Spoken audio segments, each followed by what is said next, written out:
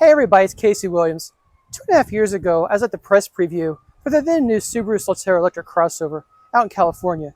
We drove in Santa Monica in the city, drove it on the freeway, and then we went out to Catalina Island and drove it off-road. And while we really liked the vehicle, we had some concerns about range, charging times, and a little bit about price. Well, in the intervening 2.5 years, some of that's gotten fixed and made it even better. So let's go have a look at the 2024 Subaru Solterra crossover. Well, if the Solterra looks like a Toyota RAV4 and a Subaru Outback have relations, that's not far off, because this vehicle is actually very similar to the Toyota BZ4X electric crossover. In fact, Toyota builds this vehicle in Japan. But there's a lot of Subaru-ness to it as well. Start with the front. It's got the outline of the grille at least. Again, it's an electric car, doesn't actually need a grille, but it does have a nice Subaru face with the Subaru logo in the middle.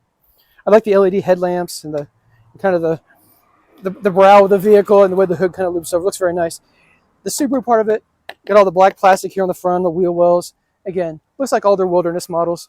And also like the wilderness models, this has the two-tone paint, which comes with the black patch here on the hood too. So again, it looks tough, it looks cool, and it looks advanced. Charging ports right here, easy to get to it.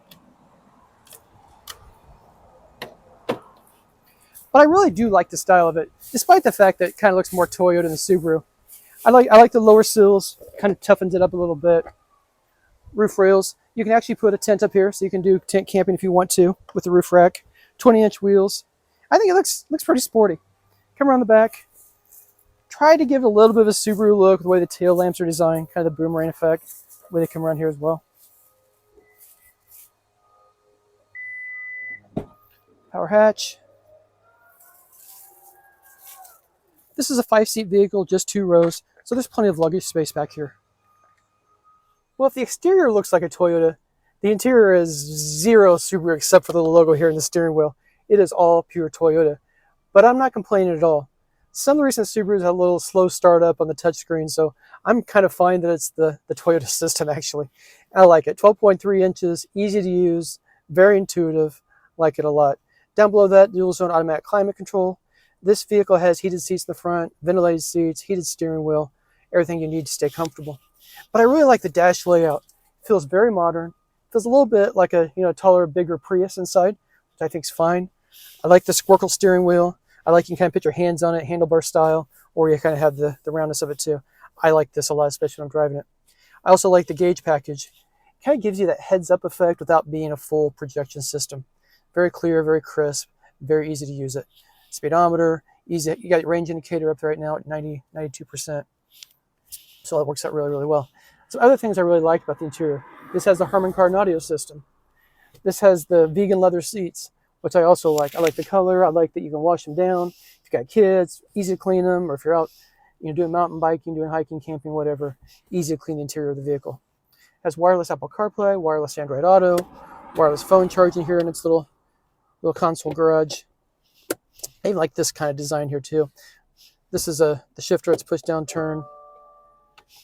It's pretty clever. And I also like the Flybridge center console here with storage down below, and all of your USB ports and power ports. Some things that I don't absolutely love about it. First of all, there's no glove compartment. I like the cloth, but there's no glove compartment. You do have storage here in the console, but I was driving around and I heard this rattling. Thought it was the door. Turns out it was just this tray. Good news, a couple of pieces of felt will take care of that problem. Other thing is you got the panoramic sunroof, but the sunroof doesn't open. So there's some really nice features in it. It's very comfortable, very soothing to be inside here, very quiet because it's an electric car. But some nice things that they could also upgrade as well. One thing they've got covered is safety though. Automatic emergency braking, you got adaptive cruise control, lane keep assist, blind spot warning, lane tracing, front and rear cross path detection, all of that. This also has the traffic jam assist system.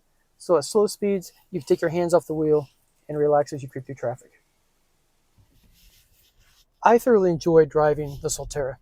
I enjoyed driving in California, and back in Indiana, I've enjoyed driving it as well.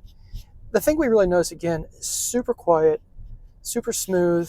I like the driving position. I like the gauges out in front, the way they're laid out. Just an absolute joy to drive. So let's talk about the driving experience. It has 215 horsepower, 249 pound-feet of torque. So it's a pretty powerful electrical system. It's not going to challenge a Tesla, but it does do 0 to 60 in 6.5 seconds. So for, a family-friendly electric crossover, I think that's pretty quick. It actually feels quite a bit faster than that even. So no problem there.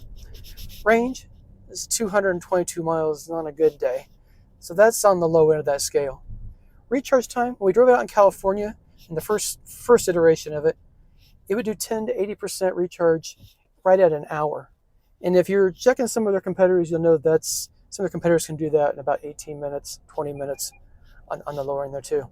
So they need to work on that. They did. This will now recharge to 10 to 80% in about 35 minutes. So more competitive, but maybe not quite where it needs to be yet, but certainly livable now. The 222 mile range, and again, I've been seeing less than that. I've been seeing more like 215 mile range, 210 mile range. That's a little bit of a challenge for them. But the absolute driving experience. So here's the other thing about this vehicle. The electric driving in the city, I expect it to be smooth and quiet. I expect it to be very capable, and it certainly is that.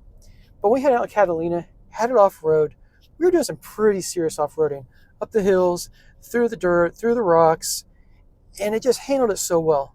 This has Subaru's dual function X mode, so you can configure the powertrain for snow, for mud, for the rocks, for the incline, handles that well. Also has hill descent control, so you're going on really steep inclines. It kind of acts like a cruise control system to keep it at a set speed going downhill. So it has a lot of capability. It has 8.3 inches of ground clearance, which is almost as much as an Outback. So certainly can do things with this vehicle that I suspect most owners will never even dream of. And when we were doing it off-road, it was really amazing how smooth it was. The electronic throttle, the electric system, the way it all works together. You could just stop this vehicle on the side of a hill, start again, and it would just gain traction and take off. Very impressive. So I was really wondering what I would think of the Solterra 2.5 years later. In that time, I've driven a lot of electric vehicles, a lot of electric crossovers, some expensive, some cheap, some with long range, some with very short ranges. So I have a lot more perspective. The truth is, though, I still really like this vehicle. I don't care if there's a lot of Toyota in it. I think that just makes it better as far as I'm concerned. There's still enough Subaru in it. I still, the exterior style, and you can still see what it is. I still like the black cladding. The off-road capability is tremendous. But it's just a very nice electric car in the city and on the highway. So the downsides, of course, 222 miles range. That really needs to get closer to 300 miles range to be fully competitive. Recharge time, much closer. But really need to be aiming closer to that 20 minutes and less on the 35 minutes. But if you're charging this in your garage, if you can find a fast charger somewhere, I think those things won't bother you too much. Because driving is just really pleasant. It's really smooth, really quiet. And if you really do want to get off-road, take to a fishing spot, you can do that too. So let's talk about price, because that was one of the concerns before as well. The Solterra starts just under $45,000. This one, everything on it, $54,558. I think it's competitive at that price, but I think it's the upper end of that competitiveness. Well, next week, we'll have another fun car. And until then, storm forward.